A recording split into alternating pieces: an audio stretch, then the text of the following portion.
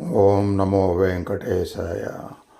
ఈ చరిత్ర ఇప్పటి జనరేషన్కి తెలియదు, అందువలన పూర్తిగా చెప్తున్నాను. ఇది జరిగింది త్యాగయ్య ఉన్నటువంటి టైంలో. శ్రీ త్యాగరాజ స్వామి సంగీతంలో ఉన్న ప్రతి ఒక్కరికి ఈయన తెలుస్తుంది.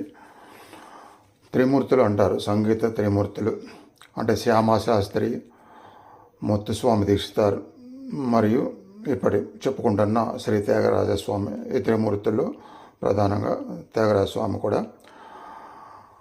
సంగీతం ద్వారా ఎంతో జ్ఞానాన్ని, ముక్తిని, మోక్షాన్ని పొందారు. ఈయన తంజావూరులోని తిరువయ్యూరులో ఉండేవారు. అక్కడే సమాధి చెందారు.